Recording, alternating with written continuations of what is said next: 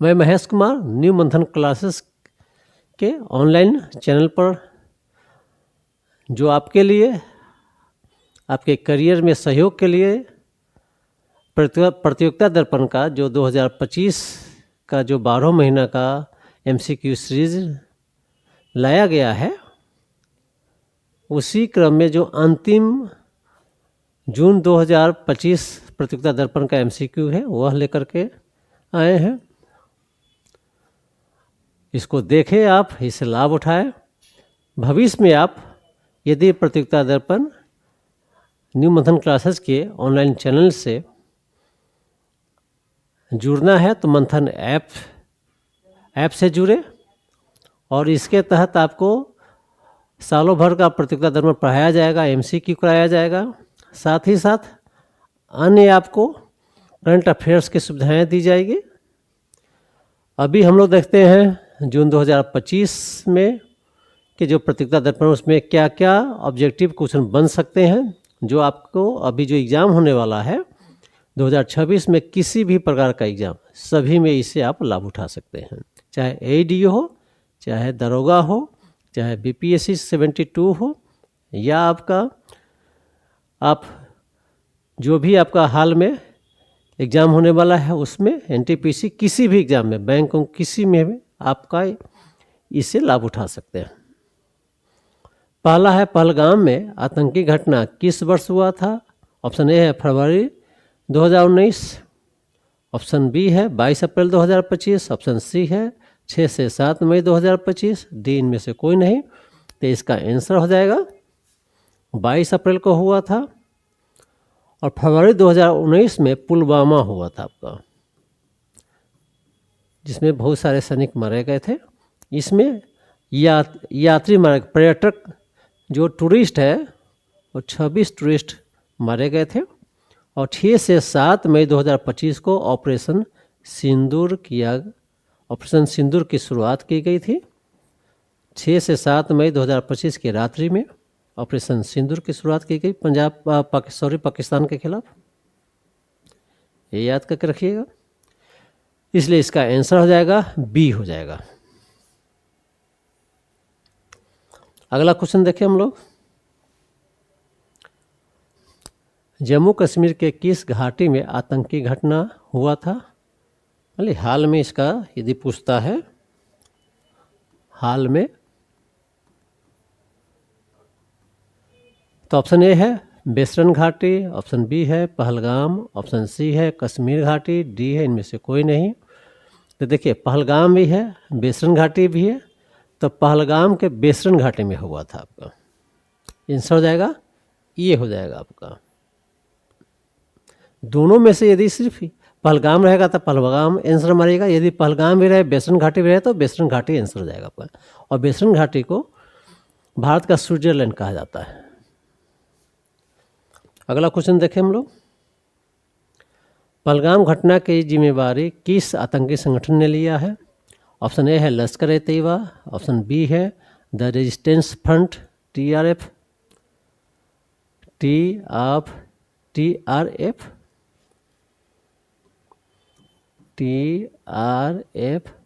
और तीसरा है ISI। तो लश्कर-ए-तैयबा का ही एक पार्ट है द रेजिस्टेंस फ्रंट, इसी ने यह जिम्मेवारी लिया था, इसलिए इसका आंसर हो जाएगा बी हो जाएगा आपका। और लश्कर-ए-तैयबा जानते हैं कि सक्रिय आपका पाकिस्तान में है, पाकिस्तान में रह करके तब यहाँ आतंकी घटना की कार्रवाई करता है, आतंकी घटना कार्रवाई करता है। ISI मध्य एशिया में सक्रिय है, अफगानिस्तान में सक्रिय है। अगला क्वेश्चन देखें हम लोग। चौथा है, भारत तथा पाकिस्तान के बीच सिंधु जल संधि किस वर्ष हुआ था? ऑप्शन ए है 1960, ऑप्शन बी है 1971, ऑप्शन सी है 1965, ऑप्शन सी है 1999। तो आपका इसमें आपको इसका आंसर हो जाएगा 1960। 1971 जानते हैं, भारत बांग्लादेश के बीच में युद्ध हुआ था। 1965 में भारत पाकिस्तान के बीच में युद्ध हुआ था। 1999 कारगिल का युद्ध हुआ था भारत पाकिस्तान के बीच में, इसलिए इसका आंसर 1960 है। इसके तहत जो 5 सिंधु की जो 5 सहायक नदियां हैं उसके जल का बंटवारा किया गया था पूर्व और पश्चिम में बांट करके। पूर्वी जो सहायक नदियां हैं सिंधु की, उस जल का यूज पाकिस्तान करता और पश्चिम का इंडिया करता। अगला क्वेश्चन देखें हम लोग।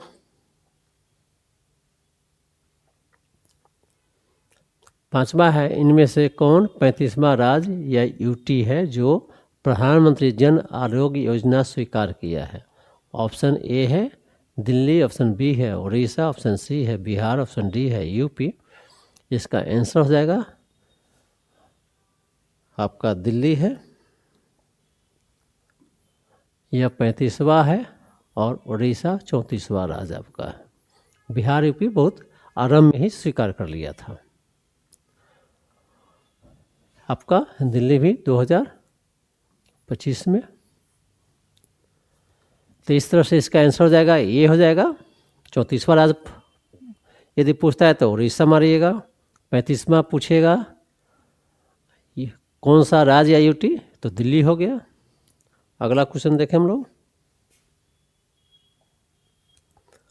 हाल में यूनेस्को के विश्व स्मृति रजिस्टर अर्थात मेमोरी ऑफ वर्ल्ड रजिस्टर में भारत के किस प्राचीन ग्रंथ को शामिल किया गया है? ऑप्शन ए है श्रीमद् भागवत गीता, ऑप्शन बी है नाट्य शास्त्र है, ऑप्शन सी है ऋग्वेद है। तो हाल में देखिए इसमें भारत का जो 14 बुक है श्रीमद् भागवत गीता और नाट्य शास्त्र को लेकर के अब 14 बुक हो गए, तो कुल 14 book memory of world register में शामिल है। तो इसका आंसर हाल में पूछेगा तो आपका ये दोनों आंसर मारिएगा, श्रीमद् भगवत गीता और नाट्य शास्त्र। मतलब भरत मुनि ने नाट्य शास्त्र लिखा और वेद व्यास ने मद् भगवत गीता लिखे थे। ऋग्वेद भी मेमोरी ऑफ वर्ल्ड रजिस्टर में शामिल है। ऋग्वेद के बारे में जानते हैं कि यह सबसे प्राचीन वैदिक ग्रंथ है यह। तो इस तरह से इसका आंसर हो जाएगा ए और बी, लेकिन सी भी यदि आपको पूछ देगा इनमें से कौन book memory of world register में शामिल है तो तीनों हो जाएगा। यदि हाल में पूछेगा तो श्रीमद् भगवत गीता और नाट्य शास्त्र, भरत मुनि का नाट्य शास्त्र आपका है और वेद व्यास का भगवत गीता आपका है। ये दोनों मेमोरी ऑफ वर्ल्ड रजिस्टर में शामिल हुआ। कुल भारत का 14 ऐसे बुक है जो मेमोरी ऑफ वर्ल्ड रजिस्टर में शामिल है, जिसमें ऋग्वेद भी आपका है। अगला क्वेश्चन देखते हैं। जस्टिस कुरियन जोसेफ समिति का गठन किस राज्य द्वारा किया गया है? तो ऑप्शन ए है केरल, ऑप्शन बी है तमिलनाडु, ऑप्शन सी है कर्नाटक, ऑप्शन डी है तेलंगाना। इसका आंसर हो जाएगा तमिलनाडु। इसका उद्देश्य क्या है? इसका उद्देश्य है कि राज्यों को किस प्रकार से स्वायत्त और अधिक स्वायत्तता मिले, ऑटोनोमस मिले, उसके संबंध में इस समिति को सुझाव देना है। अगला क्वेश्चन देखते हैं हम लोग है।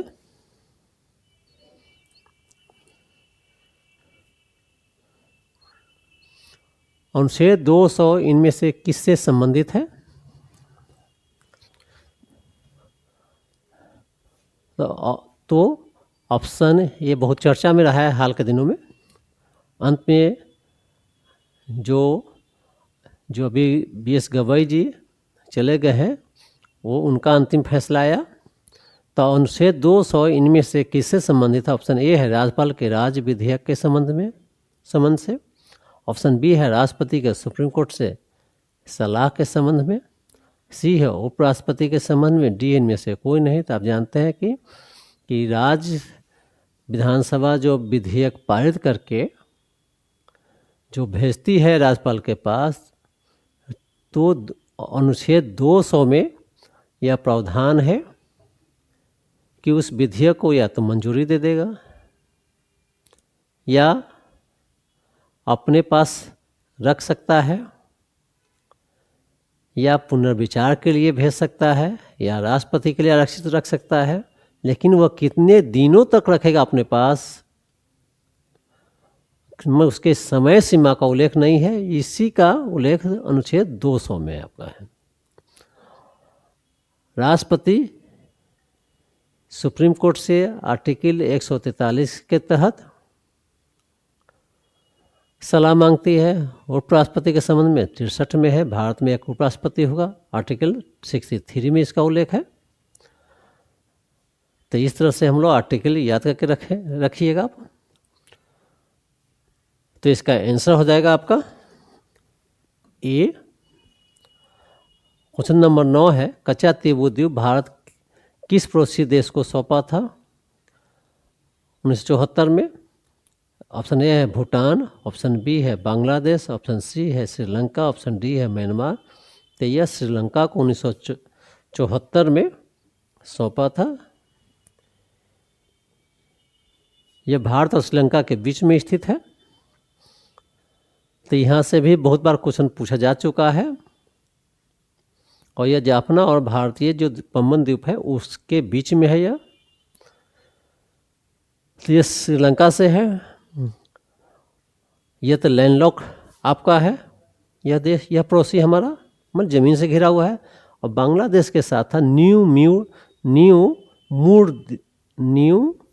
मूर द्वीप जो बंगाल के खाड़ी में है। इस पर भी बात है, भारत इससे भी बांग्लादेश को सौंप दिया। म्यांमार और अंडमान निकोबार के बीच में कोको द्वीप है, कोको द्वीप आपका है, जो कोको चैनल इसको अलग करता है। अर्थात 9 का आंसर हो जाएगा सी। अगला क्वेश्चन देखें, राफेल विमान भारत किस देश से प्राप्त किया है? ऑप्शन ए है अमेरिका, ऑप्शन बी है फ्रांस, ऑप्शन सी है रूस, ऑप्शन डी है इजराइल।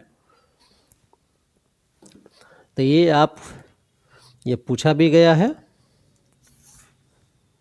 कितना बार पूछा भी गया है। यह रूस से लिया, सॉरी इसका आंसर है फ्रांस।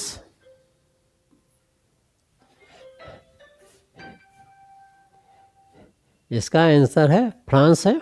दसाल्ट कंपनी है फ्रांस के, उससे राफेल खरीदा गया था। तो इस कंपनी को याद करके रखिएगा आप। और सबसे पहले अंबाला जो कैंट है वहाँ पर लाया गया था राफेल को। ये सब पूछा गया क्वेश्चन है ये। अगला क्वेश्चन है,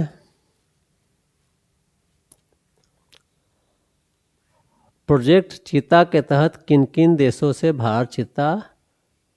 भारत में चीता लाया जाएगा? ऑप्शन ए है नामीबिया, ऑप्शन बी है दक्षिण अफ्रीका, सी है बोत्सवाना। तो इसमें हम लोग देखेंगे ऑपरेशन प्रोजेक्ट चीता के तहत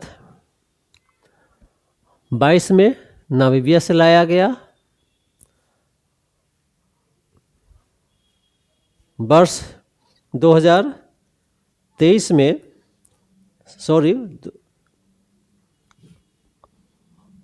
वर्ष 2022 में नामीबिया से, वर्ष 2023 में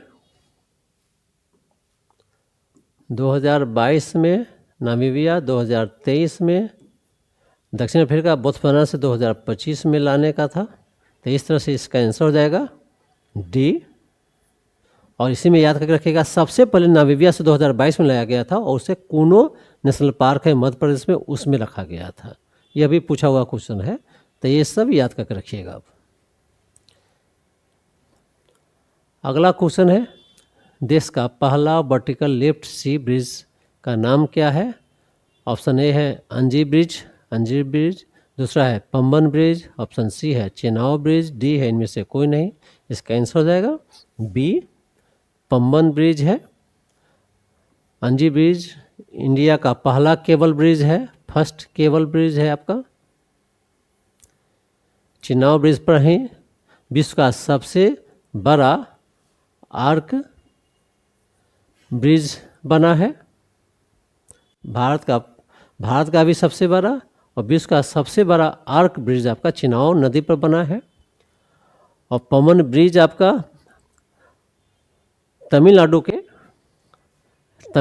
के रामेश्वरम द्वीप को मुख्य भूमि, तमिलनाडु के मुख्य भूमि जो मंडपम है उसको जोड़ती है पवन ब्रिज। और इसमें जो स्पैन लगाया गया है वो आप जब जहाज़ गुजरेगी तो अपने आप 17 फीट ऊपर लिफ्ट करेगी, फिर अपना रूप में, उसके बाद फिर जहाज़ गुजरने के बाद फिर से अपना रूप प्राप्त कर लेगा यह। तो देश का पहला वर्टिकल लिफ्ट सी ब्रिज पम्बन ब्रिज है और यह तमिलनाडु में बनाया गया है। और यह रामेश्वरम और तमिलनाडु के मुख्य भूमि है। आपका मंडपम उसको जोड़ती है। इस तरह से हम लोग अंजी ब्रिज के बारे में समझे, पम्बन ब्रिज के बारे में समझे, चिनाव ब्रिज के बारे में समझे। अगला देखें,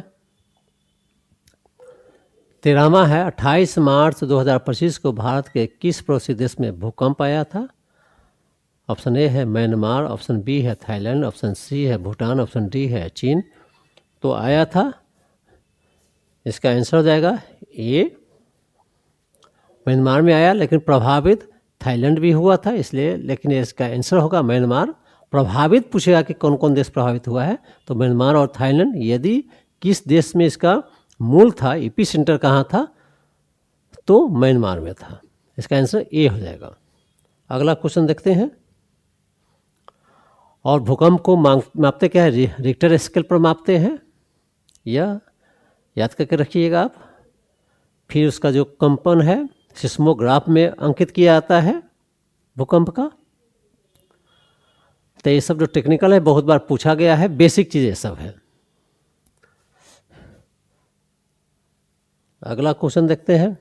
बिम्स्टेक का पूरा नाम है, यह एक संगठन है दक्षिण एशिया और दक्षिण पूर्व एशियाई देशों का संगठन है। इसमें इसके संबंध में देखते हैं कि ऑप्शन ए है bay of Bengal initiative for multi sectoral technical and economic cooperation.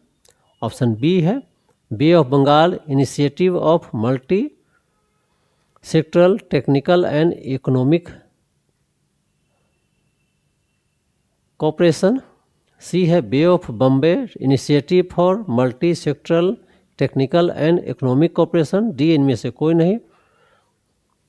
इसका आंसर सेम आ गया है, तो आप इसको याद कर रखिएगा, दोनों में से किसी को, दोनों सेम है, तो इसलिए ये या बी कोई भी आंसर आप याद करके रखिएगा। देखिएगा बिम्स्टेक पहले बिस्टेक था, बिस्टेक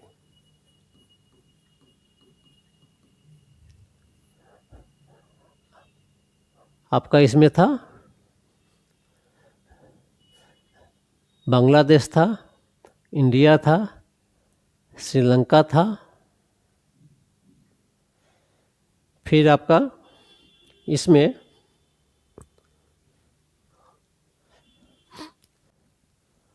बस थाईलैंड था, बिस्टेक पहले था, उसके बाद बिम्स्टेक हो गया, म्यांमार शामिल हुआ, बिम्स्टेक हो गया। फिर अगला क्वेश्चन है 15, छठा बिम्स्टेक शिखर सम्मेलन 2025 के संबंध में क्या सही है? तो इसका आयोजन 4 अप्रैल 2025 को थाईलैंड के राजधानी बैंकॉक में हुआ है।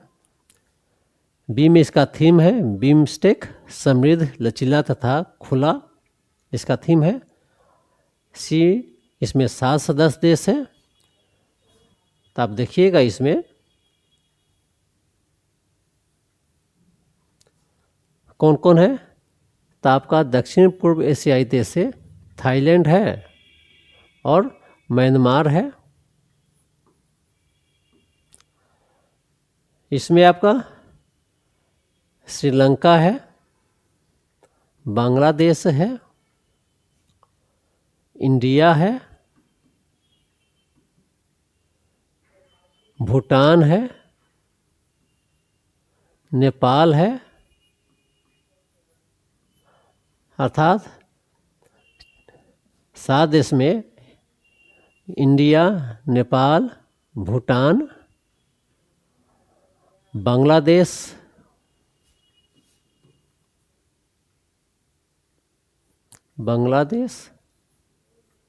और श्रीलंका। इस तरह से 7 देश इसके सदस्य देश है। मैप के द्वारा आप याद करके रखेंगे।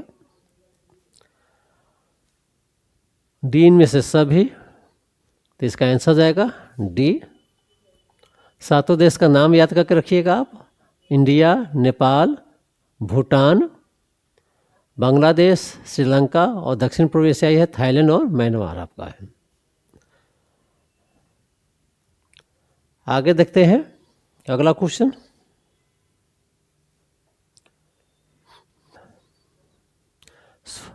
क्वेश्चन नंबर 16 है, सीता एलिया मंदिर किस देश में स्थित है? ऑप्शन ए है नेपाल, ऑप्शन बी है श्रीलंका, ऑप्शन सी है कंबोडिया, ऑप्शन डी इनमें से कोई नहीं। तो नेपाल में पशुपतिनाथ की मंदिर है, आप जानते हैं। तो सीता एलिया की मंदिर आपका श्रीलंका में है। कंबोडिया में अंकोर वाट की मंदिर है, भगवान शिव की मंदिर, उसको प्रिह बिहेर कहा जाता है। अभी हाल में थाईलैंड और कंबोडिया के बीच में जो लड़ाई हो रहा है वो उसी से जुड़ा हुआ है यह मंदिर भी, अंकोर वाट का मंदिर। तो इस तरह से, इसलिए इसका आंसर हो जाएगा बी।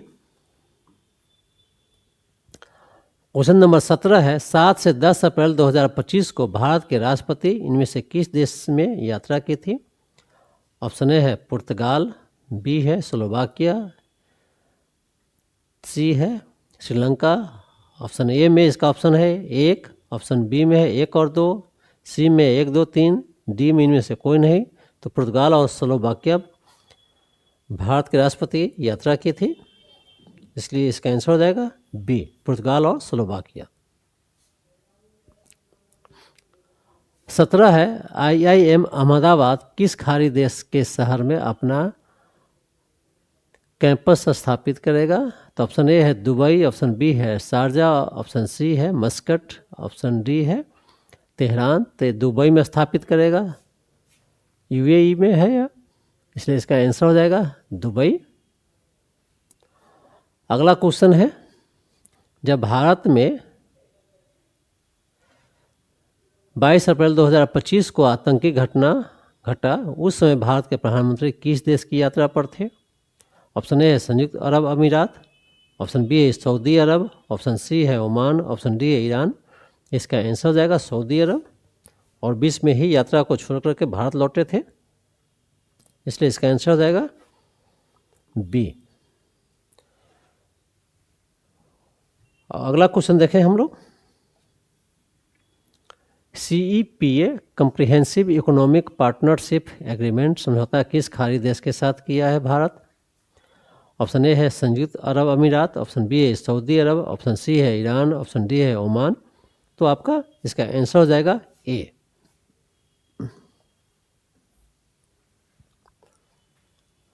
अगला क्वेश्चन देखें।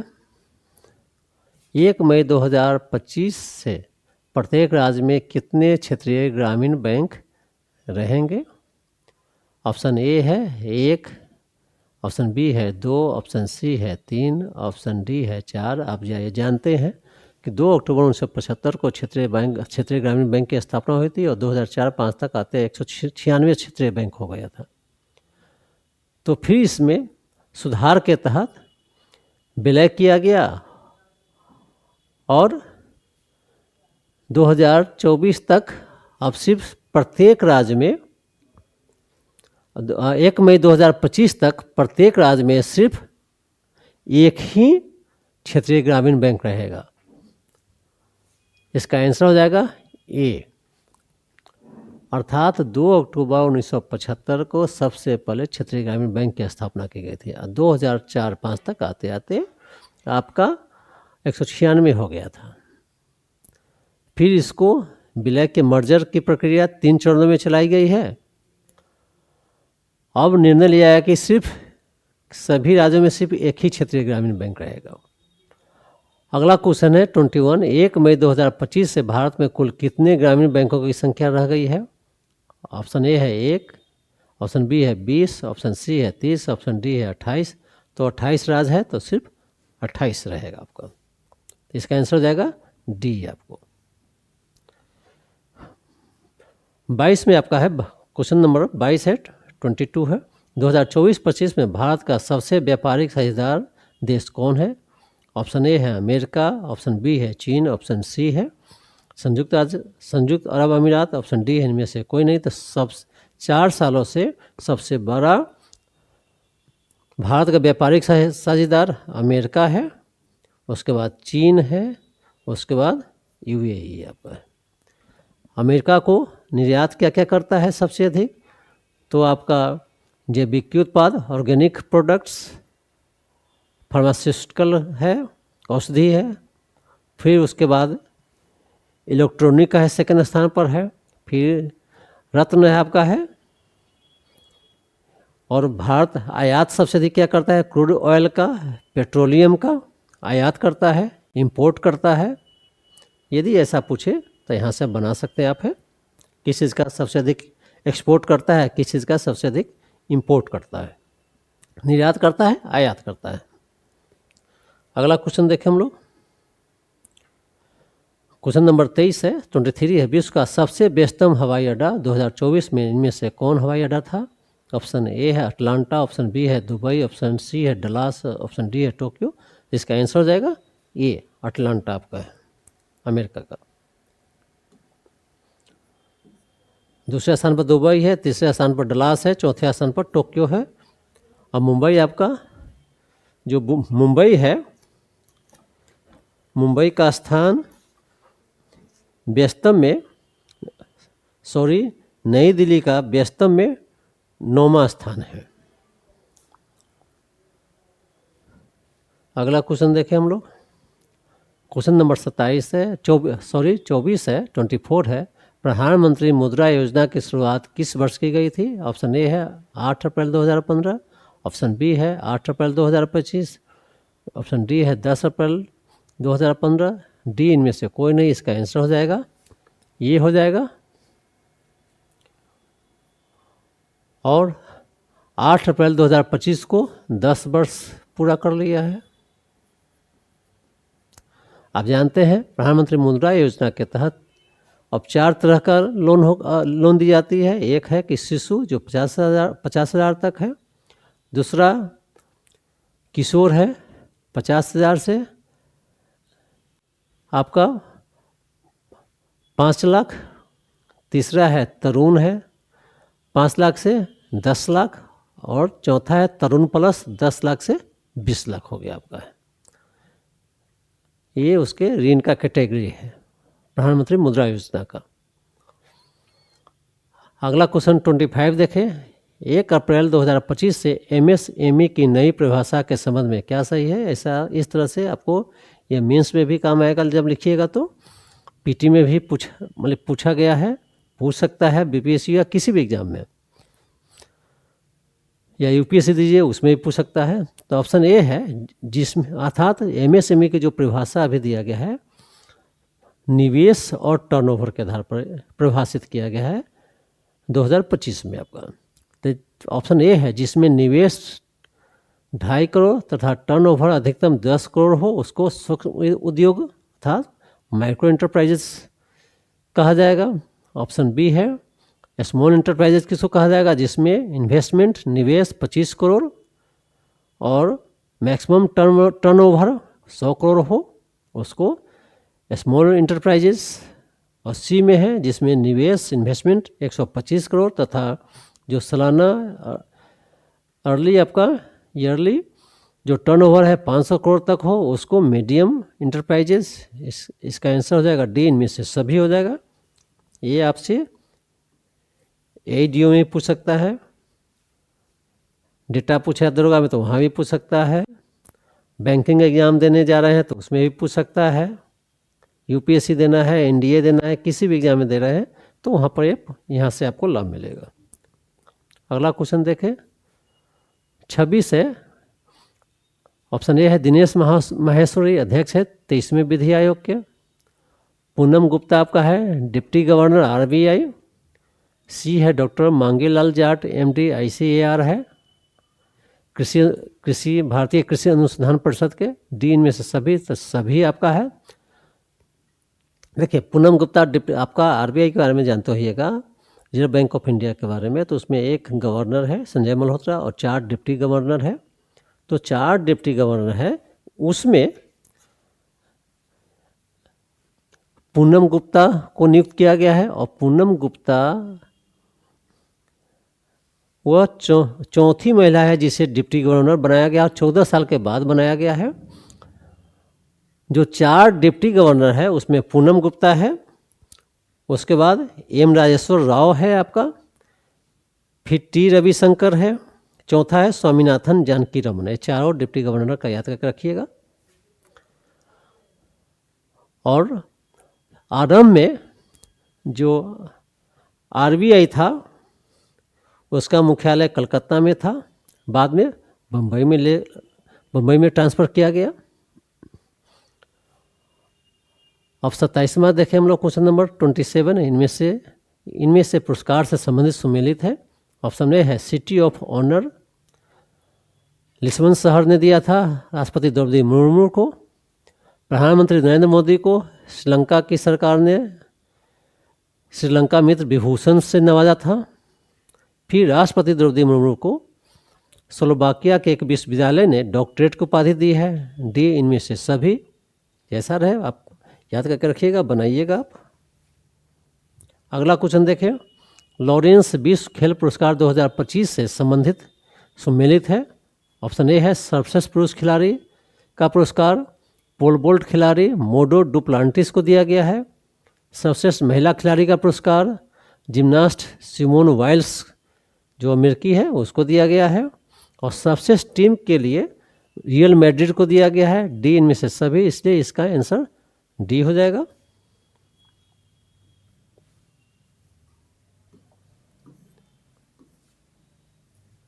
अगला क्वेश्चन देखें हम लोग, 29वां है विजडेन क्रिकेट सम्मान 2025 से संबंधित सुमेलित है।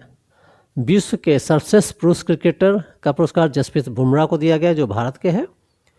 विश्व की सर्वश्रेष्ठ महिला क्रिकेटर का पुरस्कार स्मृति मंधाना को दिया गया है जो भारत की है।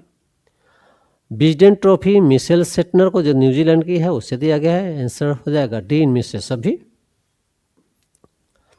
30वां क्वेश्चन देखें, 2025 का लता दीनानाथ मंगेशकर पुरस्कार किसे दिया गया है। ऑप्शन ए है कुमार मंगलम बिरला, ऑप्शन बी है आशा भोसले, ऑप्शन सी है अमिताभ बच्चन, डी है इनमें से कोई नहीं। तो इसका आंसर हो जाएगा ए 2025 का। 2024 का पुरस्कार अमिताभ बच्चन को दिया गया था, 2023 का आशा भोसले जी को दिया गया था, 2025 हो गया कुमार मंगलम बिरला। अगला क्वेश्चन देखें, पर्यावरण 25 का सम्मेलन भारत के किस शहर में आयोजित की गई थी। तो ऑप्शन ए है नई दिल्ली, ऑप्शन बी है कोलकाता, ऑप्शन सी है मुंबई, डी है चेन्नई। इसका आंसर हो जाएगा ए। अगला क्वेश्चन देखें हम लोग, 32 है ऑपरेशन ब्रह्मा किससे संबंधित है। ऑप्शन ए है भूकंप से प्रभावित म्यांमार में भारत सहायता के लिए, ऑप्शन बी है श्रीलंका में राहत पहुंचाने के लिए, सी है ईरान से भारतीयों को बाहर लाने के लिए। तो आप जानते हैं ऑपरेशन ब्रह्मा जो भूकंप आया था हाल में म्यांमार में, उसमें सहायता देने के लिए चलाया गया था, इसलिए इसका आंसर हो जाएगा ये हो जाएगा। और अभी हाल में श्रीलंका में जो दितवा चक्रवात आया था उससे प्रभावित हुआ था, उसके लिए ऑपरेशन सागर बंधु चलाया गया। और ईरान में जब अटैक किया अमेरिका और इजराइल, तो वहाँ से भारतीयों को लाने के लिए ऑपरेशन सिंधु चलाया गया था। इस तरह से तीनों ऑपरेशन को देखें। अब अगला क्वेश्चन 33 है, ऑपरेशन कगार संबंधित है। ऑप्शन ए है माओवादी नियंत्रण के लिए, ऑप्शन बी है पर्यावरण प्रदूषण के लिए, ऑप्शन सी आतंकवाद के खिलाफ, ऑप्शन डी है ट्रैफिक जागरूकता के लिए। तो इसका आंसर हो जाएगा ए। अगला क्वेश्चन देखें हम लोग, 34वां है भारतीय रिजर्व बैंक के संबंध में सही है। यह 90 वर्ष पूरा किया, अर्थात इसकी स्थापना 1 अप्रैल 1935 को किया गया था। 1934 के RBI एक्ट के तहत। अब यह ऑप्शन ए में यह 90 वर्ष पूरा किया है। ऑप्शन बी है 1 अप्रैल 2025 को 90 वर्ष पूरा किया तथा 5 रुपया का अंकित डाक टिकट जारी किया गया है 90 वर्ष पूरा करने पर। और इसका लोगो है स्थिरता, स्टेबिलिटी, विश्वास, faith and Vikas, growth, D इनमें से सभी। यदि आपसे पूछेगा कि भारतीय रिजर्व बैंक 90 वर्ष पूरा किया है, किस तारीख को पूरा है, तो 1 अप्रैल 2025 को। फिर इसका लोगो क्या है, लोगो याद करके रख सकते हैं। अंकित कितना अंकित मूल्य का डाक टिकट जारी किया गया था, 5 रुपया का, ये याद करके रखिएगा। अगला क्वेश्चन देखें, ऑप्शन 35 है, देश की पहला त्रिभुवन सहकारी विश्वविद्यालय की स्थापना 2025 में किस राज्य में की जाएगी। ऑप्शन ए है यूपी, ऑप्शन बी है एमपी, ऑप्शन सी है बिहार, ऑप्शन डी है गुजरात। इसकी स्थापना गुजरात के आनंद शहर में की जाएगी। आपका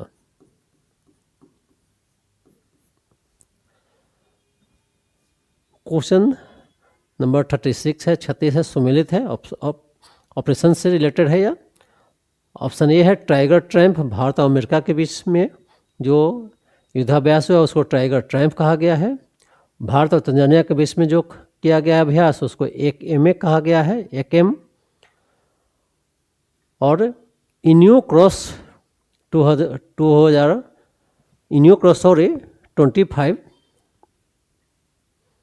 इन्यू क्रॉस 2025 ग्रीक के मेज़बानी में यह अभ्यास किया गया है। डी इनमें से सभी, ये इसका आंसर हो जाएगा डी।